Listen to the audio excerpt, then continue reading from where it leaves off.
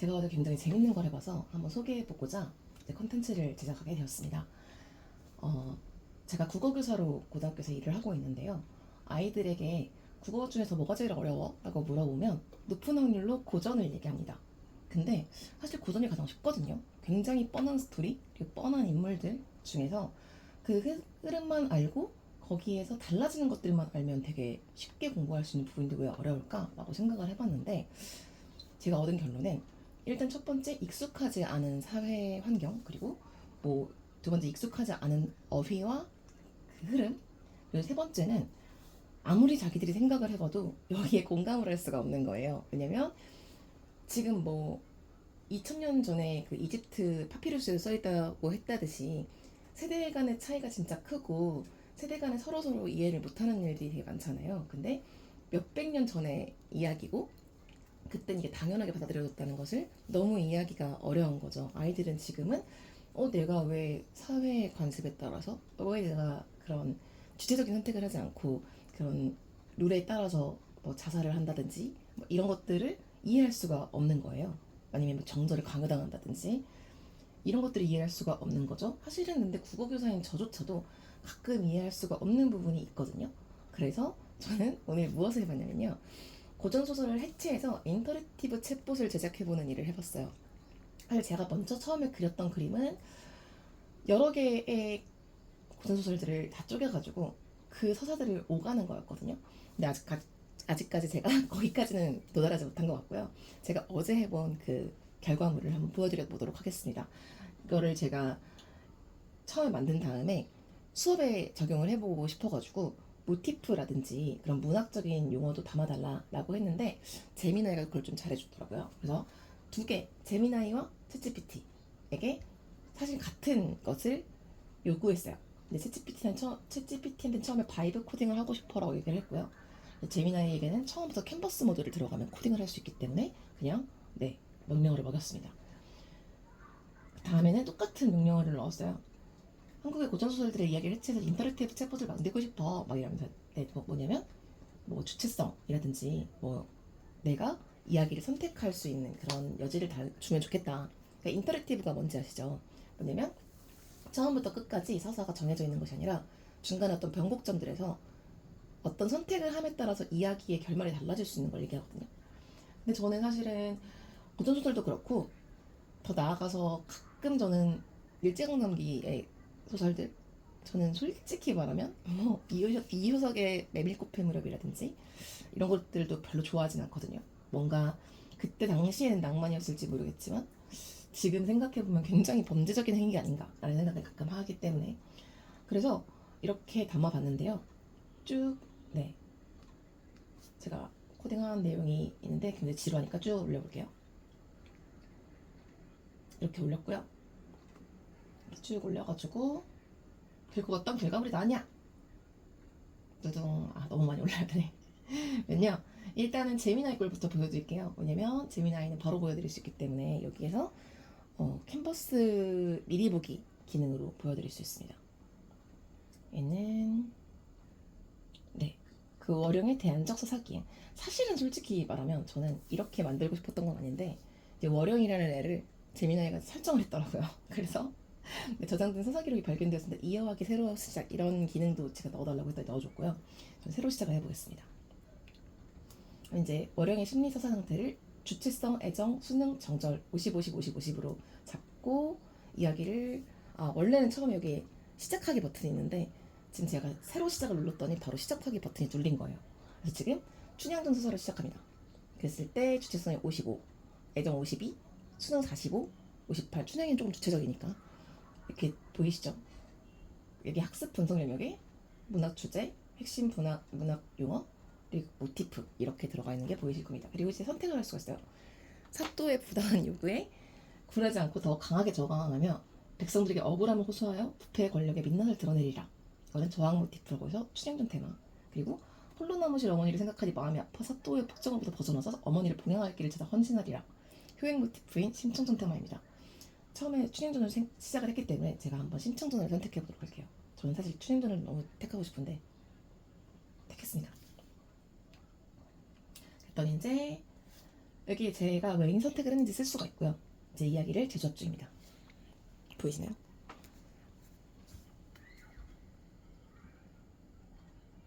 제가 원래 코딩을 하던 모드에서 지금 미리 보기이기 때문에 캔버스 모드가 지금 보이시죠? 근데 이게 조금 오래 걸리더라고요. 버퍼링이.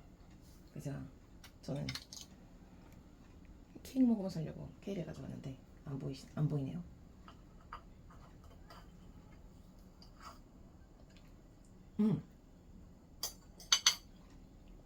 여기 보시면 선택을 했죠. 그 다음에 신청 전수사로 넘어갔어요. 그래서 이거는 이제 재미나이가 지어주는 거기 때문에 제 생각인데 아직 100번은 안 했지만 API를 사용해야 되는 거기 때문에 조금 복잡하게 될 것 같아요. 그래서 아직은 링크까지 띄우지 못했는데 이렇게 갔을 때 주체성, 수능, 애정, 정절이 조정된 거 보이시죠? 학습 분석 요약 있고 밑에 보면 이제 희생 모티프 신청전 테마 그리고 장화 학년적 테마까지 나왔습니다. 이번엔 저는 이걸 한번 눌러볼게요.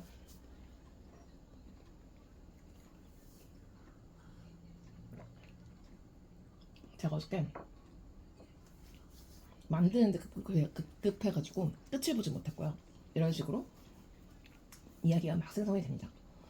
근데 저는 여기에서 얻을 수 있는 효과는 학생들이 고전소설에서 일단 기본적으로 물론 당연히 이걸 잘 하기 위해서는 고전소설의 전문을 다 알기도 알아야 되지만 기본적으로 교훈만 얻어가는 게 아니라 내가 직접 이 소설 속의 주인공처럼 선택의 기로에 서볼 수 있다는 것 그리고 내 선택이 결과적으로 어떤 모티프를 안고 있는 선택이었다 그리고 이것이 결과를 어떻게 다르게 했다 라는 것을 한번 체험해볼 수 있다는 게 저는 되게 좋은 거였다 생각을 하고요.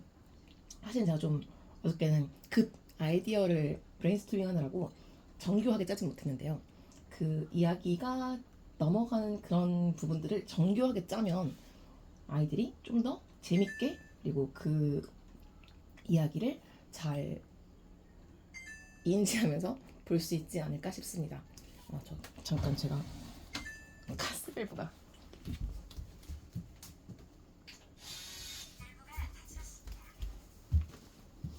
네. 자 이런 식으로 선택을 쭉 해가게 되어 있고요. 그러면 GPT가 만들어준 걸 한번 보여드릴게요. GPT는 API를 쓰지 않고 그 HTML을 쓰는 걸로 만들어주는데 뭔가 둘이 살짝 섞였으면 좋겠다라는 생각을 했어요. 여기 지금 보면 심리 서사 상태 있잖아요. 이 부분도 GPT가 해준 거를 가지고 와서 사진을 보여주면서 이렇게 해주면 안 돼? 라고 했더니 만들어준 거거든요.